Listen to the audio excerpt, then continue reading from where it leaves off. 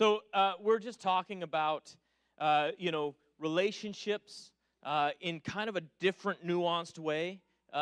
This summer, just around like how these things work together. And today I just want to talk a little bit about, our relationship with the world, with the earth, with the things we see, and how we deal with these things.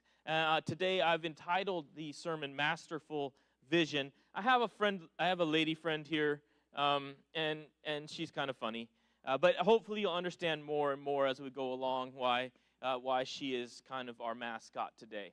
But I want to start by reading out of Genesis. I'm going to try to be expedient today so nobody passes out. But I also want to, in advance, say you're welcome for whatever weight you lose here today in the sauna. You can tell her, hey, at our church we lose weight. You should come. It'd be like our new marketing thing, yes? All right, here we go. Genesis 4, 1 through 8. Now, the man had relations with his wife Eve, and she conceived and gave birth to Cain, and she said, I have obtained a male child with the help of the Lord. And again, she gave birth to his brother Abel. Now, Abel was a keeper of flocks, but Cain was a cultivator of the ground.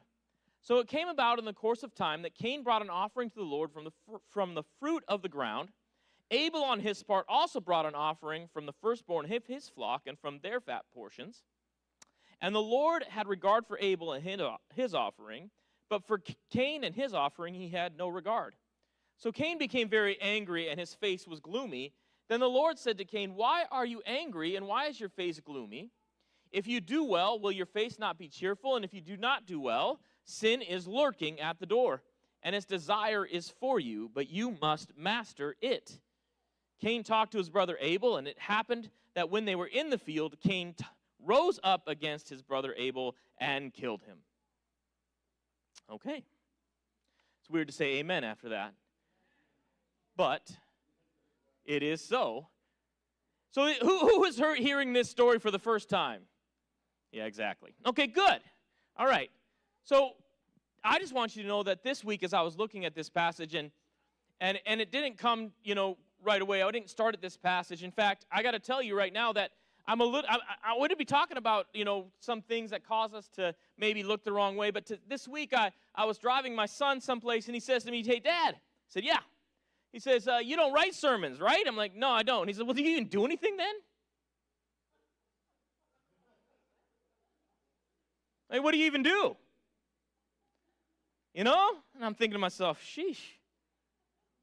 He's like, how do you even start? Like, what do you even do? Like, I guess you don't have to do much then. I'm like, wow, this is the perception that my children have, that I just stand up here and talk.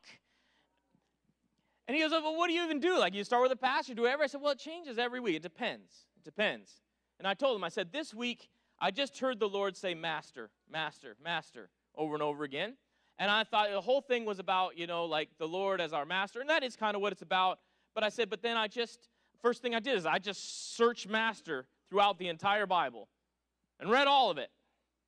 And then I let God direct me one step at a time until I understand the concept that he's trying to get across. And then he weeds out all the passages. There's just a few left. And then I'm left with this. And then I have to study all of the passage. And then God tells me, okay, this is what's next. This is what's next. And so this week, I actually learned and saw this passage in a new way. I'm very, very thankful for that. And I believe that God can actually really do something for us today in helping us see, and that's really the key here, what we're looking at, what we're following, what we're hoping in. And so let's just ask this question. All right, I'll start here. Why was Cain's offering rejected? Anybody know? It was vegetables, my wife says, and God is not a vegetarian, right? What else? His own works, okay? Anything else? See, this is what we love to do. We love to read these old passages. We've heard them so many times, and we speculate, right? And I'm going to do some biblical speculation today because it's fun. But there is a true biblical answer for this. Why was Cain's offering rejected? What was the problem? Anybody got an idea? Wasn't the first fruits? Does the Bible tell us that? Oh, see, this is what I'm telling you. We got our speculation. Hebrews. Anybody know what it says in Hebrews? What does it say in Hebrews? Hebrews says this. Hebrews says, Hebrews 11:4, by faith, Abel offered to God a better sacrifice than Cain. Here's our simple biblical answer here, right? Through which he was attested to be righteous, God testifying about his gifts, and through faith, though he is dead, he still speaks. So what was Cain's issue here, ultimately? There was a faith problem here for Cain, right? It wasn't just about, and we'll speculate, we'll do some biblical speculation, like I said, about the first fruits and all that other stuff in a moment. But the core of this says to us that Abel's offering was made in faith, and Cain's was not. Okay? Can we just start there? So now we got to ask, what is faith? What is faith? Because if that's what got Cain's offering rejected, a lack of faith, then we should know what faith is so that we don't have our offering rejected. So Hebrews 11:1-3 gives us that answer. It says, now faith is the certainty of things hoped for, a proof of things not seen. Let's start right there. Let's focus on that there. So what it's saying is, right, that faith believes in what it doesn't even see. So it doesn't believe, it doesn't move, it hopes in what might be, what could be, by God. It doesn't see what is. So then it goes on to say, for by it the people of old gained approval. By faith, we understand that the world has been created by the word of God, so that what is seen has not been made out of things that are visible. Okay. Do you hear it? Do you hear it? God made the world out of nothing. God created a solution for humanity that did not require him to use what was already there. In other words, God, we can know that by faith, we can know that even if we can't see it, God can do it because he did it from the beginning. It also begins to tell us that when we are only hoping in the things that we have already seen, we are not truly walking in faith because we keep asking God to do for us what our experience, what our belief, what our culture says would be best. So now I'm praying to God not in faith, but in instruction. Because Romans 8 tells us this. 8:24 says, for in hope we have been saved. And this is what we need to understand. The foundation of that faith is this hope of what's to be. But hope that is seen is not hope. Do you hear it? For who hopes for what he already sees? But if we hope for what we do not see, through perseverance we wait eagerly for it. In other words, when I'm going through it, and my experience and the world and everybody tells me this is what has to happen or what needs to happen or what will happen, I can in perseverance say no, because God, who made the earth out of nothing, ex nihilo, can make anything happen here because he is capable. So I will continue to walk in faith, believing that even though I cannot see it, God can provide it. Okay. So faith and hope, they require something from us. They require us to look beyond this earth. You hear what I'm saying? They require us to look beyond our experience, what we've known, what we do know, beyond our human vision.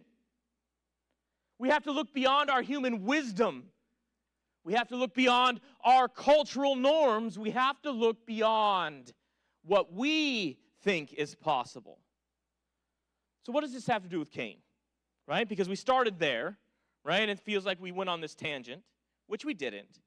Let's look a moment at what God says to Cain after this offering. So in Genesis 4:5-7, it says, but Cain and his offering he had no regard. So Cain became very angry, and his face was gloomy.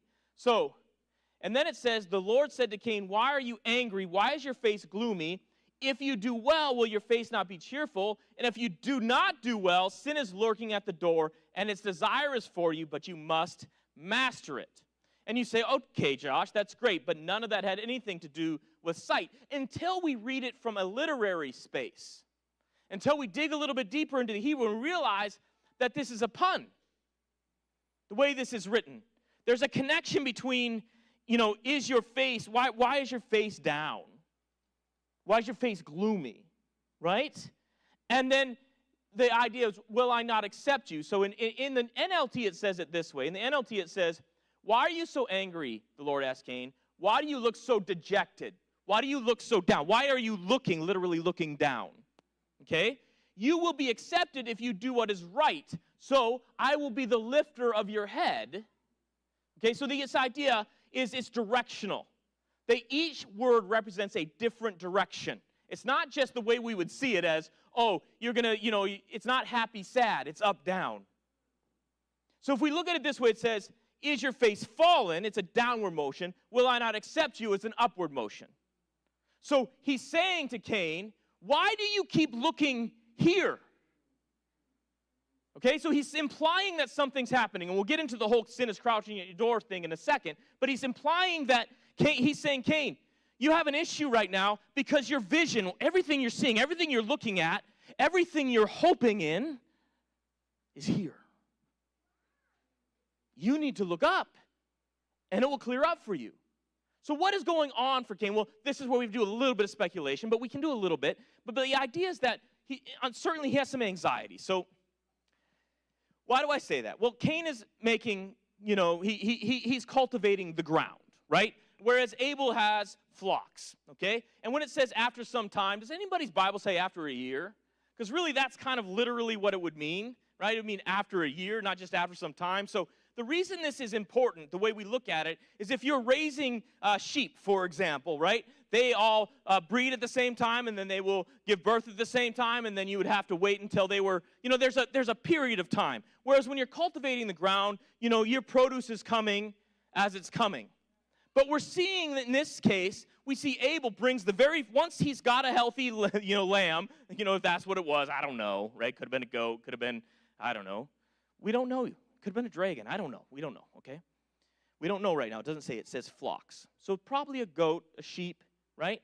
And he brings a one that has been born, has been healthy, right? It's looking right.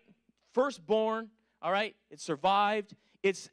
And when you are starting a flock, giving up the very best, that takes a lot of faith because they don't all survive. To give your very first, your very best, the one that made it through, is to believe that God is the provider of those things. So that if I give it to him, I can get it back. See, Abel is walking in faith knowing that because God is the one, it wasn't his hard work. It was God who gave him this flock. It was God who gave him these ewes and these lambs, right? These kids, whatever they were. God gave them, goat kids. Okay, let's be really clear about this. God is the one who did it. God caused those offspring to come to pass, and God can do it again, and so he gives the very best. But it's almost like Cain's like, oh, right, we got to do that, and he kind of just throws some stuff, right? It clearly is not, he's doing it at the same time as his brother. It's almost like he's just trying to fulfill a role, but there's something else going on because somewhere along the line, it would seem to me that Cain's gotten caught up in this idea that he has to really be anxious about whether or not he's going to have enough food. It's hard work to do, right? He's focusing on the curse. He's focusing on the earth. God said, the earth is cursed not because I cursed it, but because you cursed it. And nothing should really grow out of it but thorns and thistles. But the blessing, God said, is I will allow you to eat from it. So it's not Cain's hard work that has brought him this produce. It is the goodness of God. It's God's grace that has given him. He's not focusing on the blesser. He's focusing on the blessing. He's worried to not have enough blessing when the only one who could give it to him is the one he's not looking at. So he keeps looking at the earth, looking at, I don't know if there's enough rain. I don't know if I'm going to get enough food. I'm not going to give this. I can give this much because I still need. He's hedging all his bets. He's acknowledging that God is there. But he's being mastered by his anxiety. He's being mastered by his worry. He's being mastered by all of his thoughts. He's being mastered by his experience. He's being mastered by the weather, whatever it may be. So God's telling Cain, if your hope remains in what you have seen, if your eyes remain focused on the earth, on your experience, on yourself, sin will be your master. Do you understand that? Because if we really think that all we can hope for is what we've seen, then we're not just hoping for good, we also are hoping for the inevitable disaster of this world. And if that's the case, then we can justify whatever we have to do in order to survive. See, if your eyes are on the Lord, and this is what I want to tell you about, this word, it's very interesting, this word crouching. It's actually the same word as forgiveness. So it's almost like God is saying, Cain, if you keep looking for putting your hope and your faith in what you can do and in what you can get out of the ground and in what you know, if you keep putting your faith there, you are going to be mastered by your anxieties, your fears, your anger, your ambition for your entire life, and you are going to be sinning the whole time. But if you would lift your eyes up to the one who has given you all good things, you will find forgiveness and freedom under the mastery of God himself. So if your eyes are on the Lord, believing and hoping that he will provide, even when things look bleak, then sin will not master you. You will find forgiveness, you'll find freedom, God will be your master, and you will be safe. I've had to learn this as a dad, and I relearn it all the time, right? And it's a kind of a thing like, you know, you're the man, you're supposed to provide, you got to keep your family safe, and God will remind me, Josh, it's my job. That's my job. I provide for your family. I keep your family safe. You keep your eyes on me.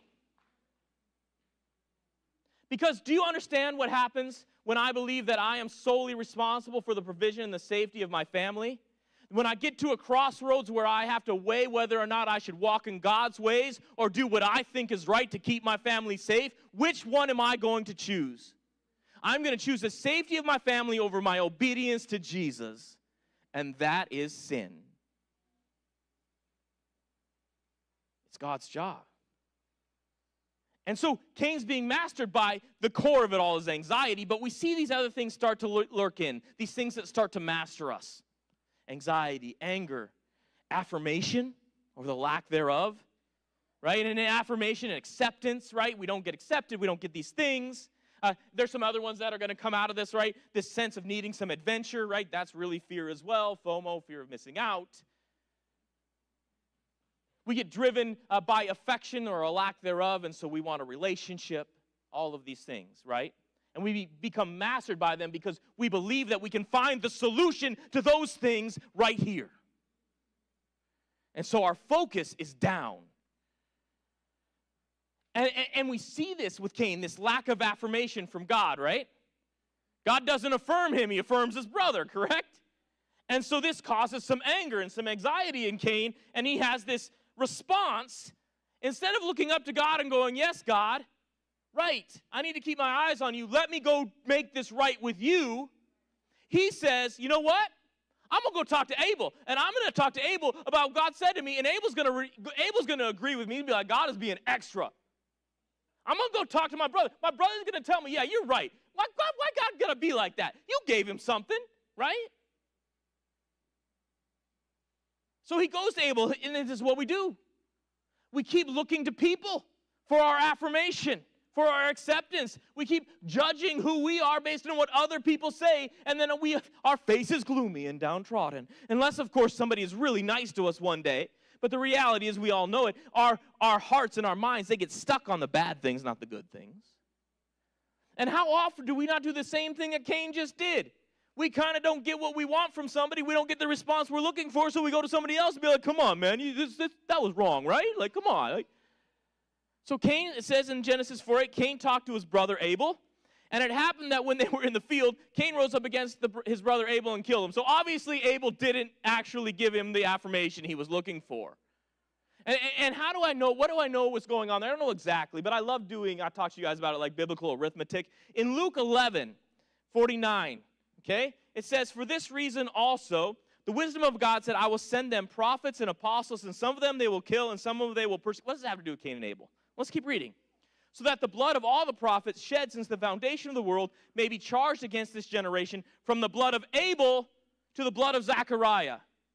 So here we have Abel labeled as a prophet, all right? And it says, who was killed between the altar and the house of God. I tell you, it shall be charged against this generation. So why do I keep coming back to this? Well, when he went to talk to Abel, hoping that Abel would say, yeah, God's being extra, Abel the prophet didn't mince any words. He said, no, God's not being extra. You need to lift your eyes up. And Cain went, well then, pfft. Do you understand? He had been mastered by looking for his acceptance, his affirmation, his wholeness, his security on this earth from people and from what this earth could provide, instead of lifting his eyes up to the one who could provide him everything. And look what it does to his relationships. Do you see what it's doing to his relationships? Even his closest relationships, his relationship with God, his relationship with his brother, they are all suffering. Because why? Because the priority is Cain. The priority is what Cain is worried about, what he's anxious about, what he thinks he needs, and it's all focused on what he thinks and where he thinks he needs to get it from. So we look to, when we do this, we're looking to others. Listen, we do, and listen, I'm speaking to some people in here today, particularly people in marriages, particularly children, right? How many times have I heard, well, my dad never told me he loved me. My dad never told me he was proud of me. And I'm sorry, I wish your dad did. I wish mine did. But if I'm living off of that, and I keep looking at that, instead of looking up to my Father in heaven, who loved me so much that he gave his only begotten Son, that I might live, do you see the difference? So we look to others to receive what only God can give us. We put expectations on them that are unfair. I want my husband needs to be more affectionate. I get that. I wish he was, but guess what? You keep looking at this thing. You keep looking down. You keep wanting what you think is best for you. You keep looking at him. You keep looking at this man to give you what only God can. And God says, if you do that, you are going to be mastered. You're going to be mastered by your anger. You're going to be mastered by your resentment. You're going to be mastered by your experience. You're going to believe that it can't change because you only know what you know. But if you would look at me, you could believe I could create out of nothing the very thing you actually need. But you keep asking me to do only what you see.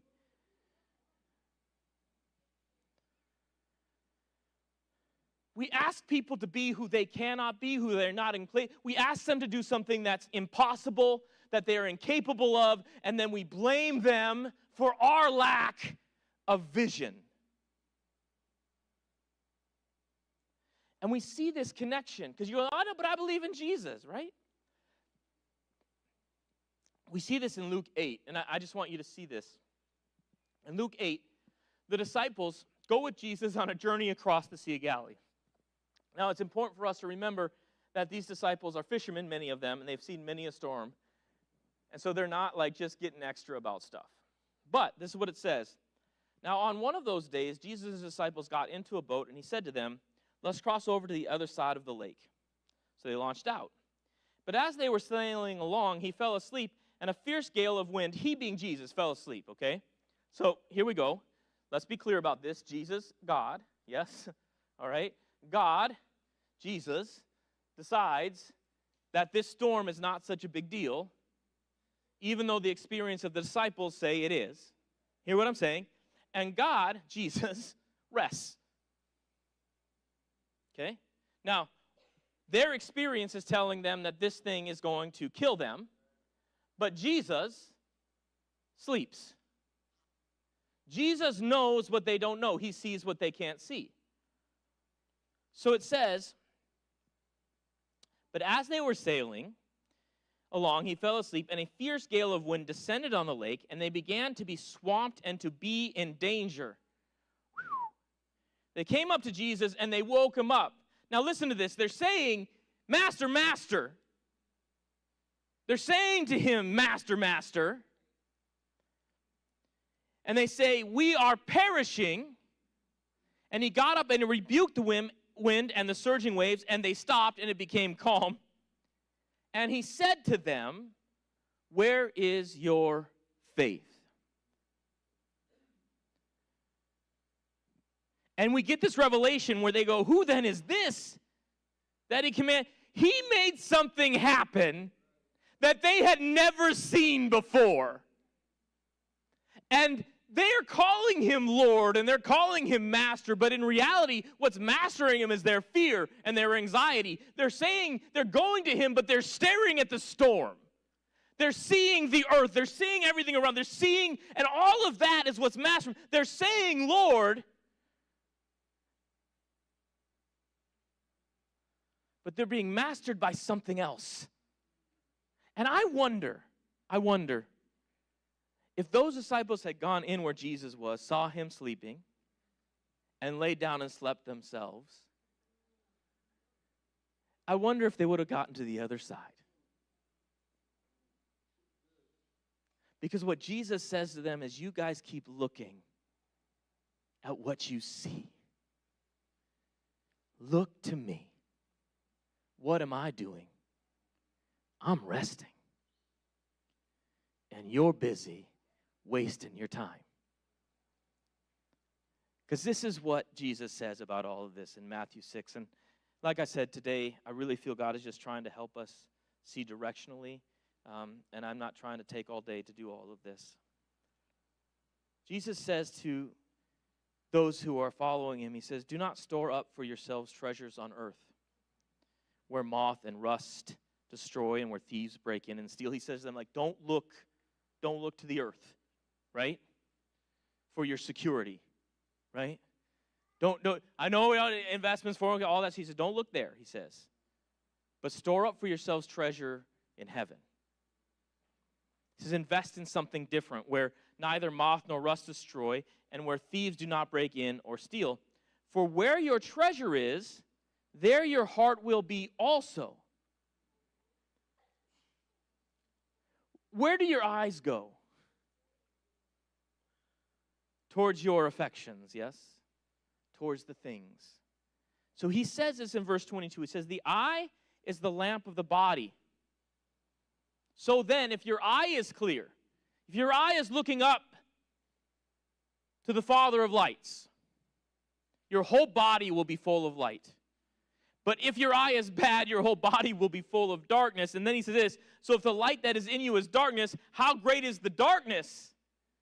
Because if you keep saying that, and can I equate that with my hope, my faith, my light? If my hope and my faith, if I think my hope and my faith is on this earth, that I can get it from this world, that I can get it from people, that I can get it from money. You see this lady, if I keep putting this thing right here, like if this is what I need, this is what I need, this is what I need, this is what I need, this is what I need. It's here. I need money, I need land, I need a house, I need a boyfriend, I need a husband, I need a kid, I need a whatever. Here, this is it, this is it, this is it. And that's where our hope is. That's what we're pursuing after, something we've already seen. And that's the light at the end of the tunnel. Jesus says that's actually darkness. Because he says no one can serve two masters.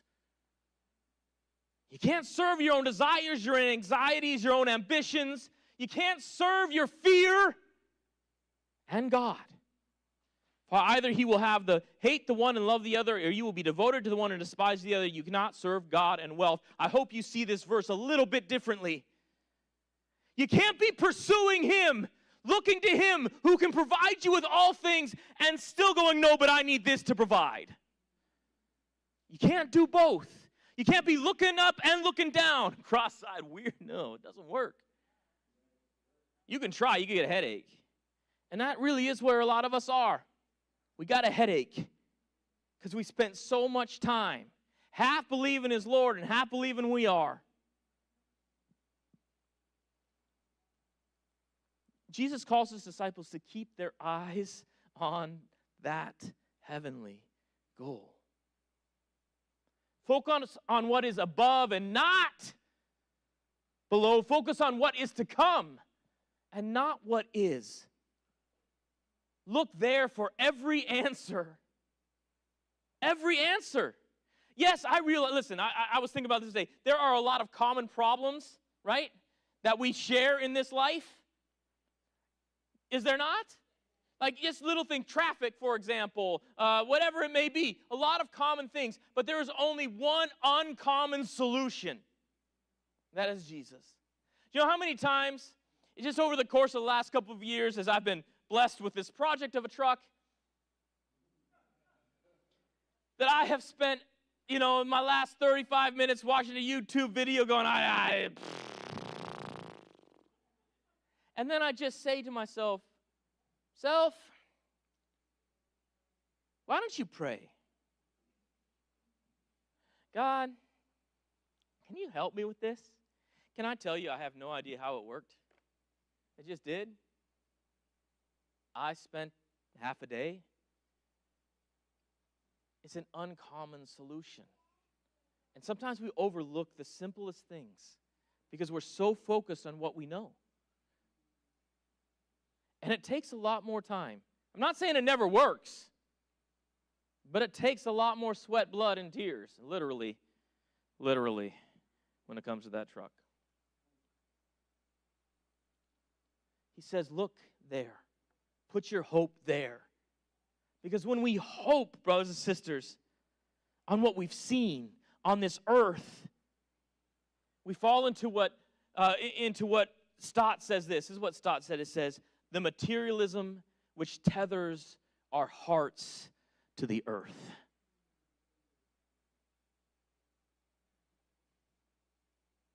And we're lorded by anxiety, anger, affirmation, acceptance, ambition, affection, adventure. I'm using more words because they all just become our motivators, right? As we work really hard to free ourselves from the tyranny of mortality, free ourselves from the tyranny of the seen, from the tyranny of sin, from the tyranny of, call it the tyranny of monotony, because we keep thinking this is all there is. And honestly, it does all start with anxiety, all of it. Right? Even this, I need some adventure, is this fear of missing out. And it all can get morphed so quickly, even the best intentions. Someone that I love dearly has been talking so much about how, every day is a gift and I just need to get the most out of it because it's a gift from God. Right? And you get it. I get it. It's absolutely true. But then you get to the end of a day and not you don't feel like you quite got everything out of it. And then you're looking at the people around you wondering why they didn't help you get everything out of it. And now you have this regret and this resentment and all these other things because I've missed out on this opportunity to glorify. Do you see how quickly it switches? So as we read this next part of what Jesus says, can we read it a little bit differently? Maybe than what we've always read it as? Not just as, these are people who are worried about their food security. What if it's not just that? Well, what if it's this, some of our anxiety is purely based in fear of what might happen, but some of it is like this fear of not being accepted. Like, what if I keep thinking about what I'm going to wear because I'm worried about what people are going to think? What if I'm worried about what I'm going to wear because then if David visits and then I'm not the one who dresses nicely? See what I'm saying? What if it's even smaller than the big thing we've made this verse? What if it's like, thinking about our cultural standards. And like, and what am I going to eat? I got to eat this way, not this way. And I can't afford the organic this time. What if we read these verses that way? Like, but I'm worried. Like old people here. Like I don't want to be uncool. I don't know what the kids nowadays would be like. They want to be Sigma or whatever, right? So, what if I can't be, right? What if I can't be, right? What if I can't be? What if I can't be, right? What if I'm not Kobe, right? That's my kids. I love that one. You think you're Kobe, right? What if I can't be that? So if I read Matthew 6:25 through 33, and I read it that way, and it says, "For this reason I say to you, don't be worried about your life." Now, if you're hearing it a little bit differently, not just life and death, but like thinking of best, just like my best life, living my best life, YOLO, all this other stuff, right? As to what you'll eat, or, where should we go to dinner, and what should we do this, and I planned all this out, and I made this reservation, and we're going to eat, cow tongue and all this other stuff. I don't know. People eating weird stuff lately. I don't know.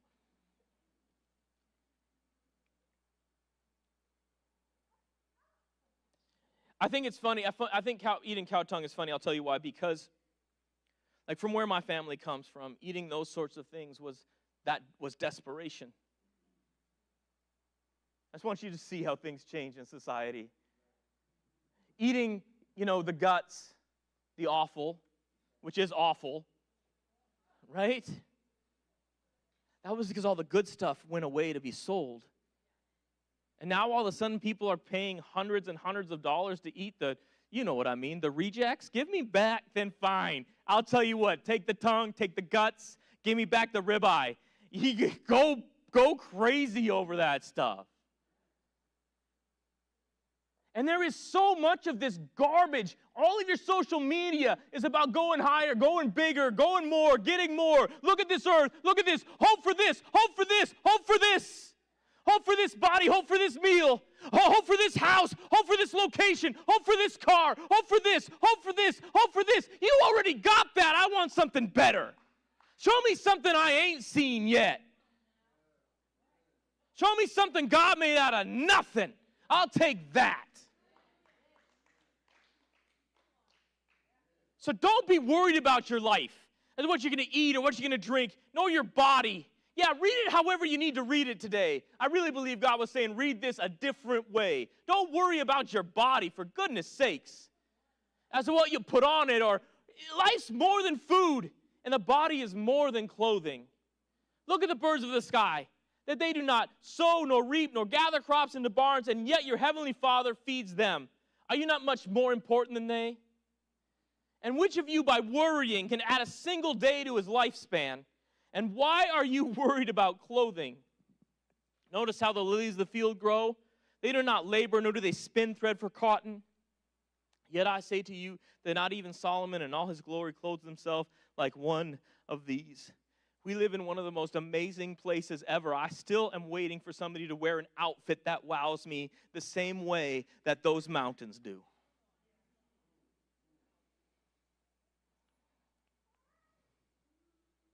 But if God is so clothes the grass of the field, which is alive today and tomorrow is thrown into the furnace, will he not much more clothe you? You of little, let me hear it, faith. You people who keep looking down. Don't worry then, saying, what are we to eat, or what are we to drink, or what do we wear for clothing? For the Gentiles eagerly seek all these things. For your heavenly Father knows that you need these things. But you seek first his kingdom and his righteousness, and all these things will be provided to you. Lift your eyes to the throne, to the King. Change your focus. Put it on something that lasts.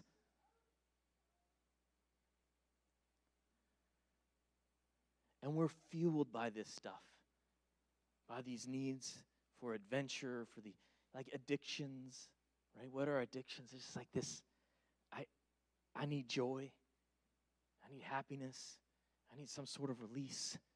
And then I believe I can find it here, and then I get a dopamine hit, and that dopamine hit helps me get through it. And it's not just drugs, you know that, right? It's your doom scrolling.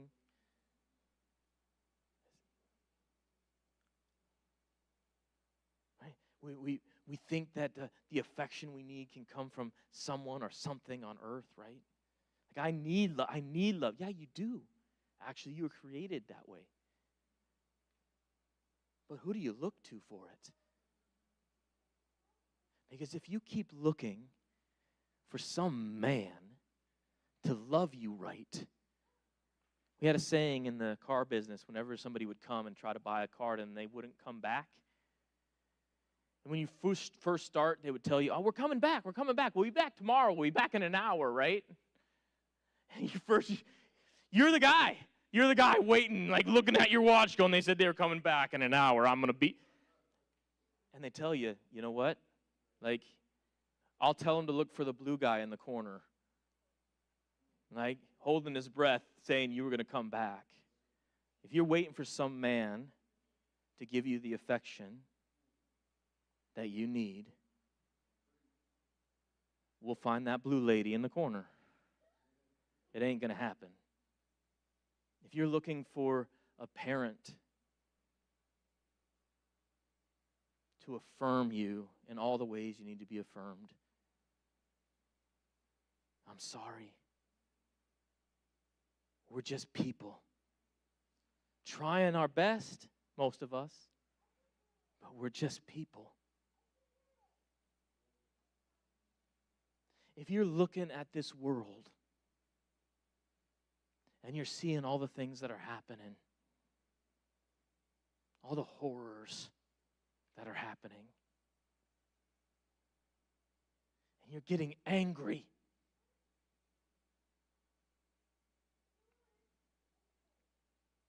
staring at the horror,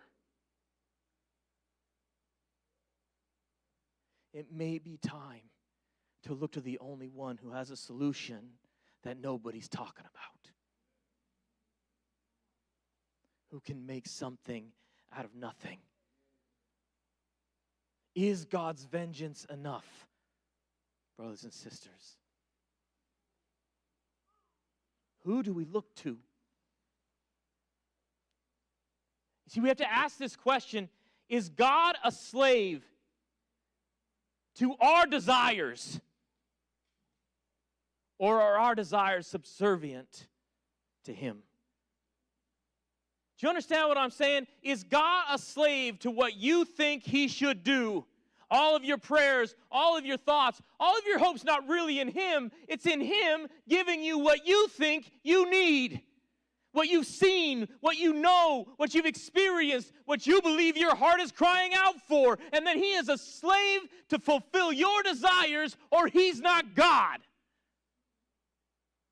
Or are your desires subservient to the God who can make anything, even if you've never seen it before? Is your hope in God giving you what you have seen? Or in God giving you what He has seen?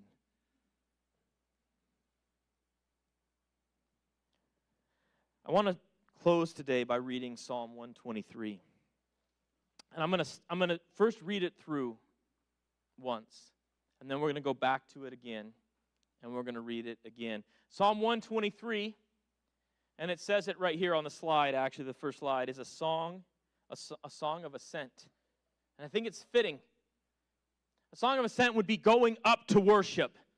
All right? It's this moment where we're going to stop focusing on what's in front of us. And we're going to lift our eyes to the maker of heaven and earth.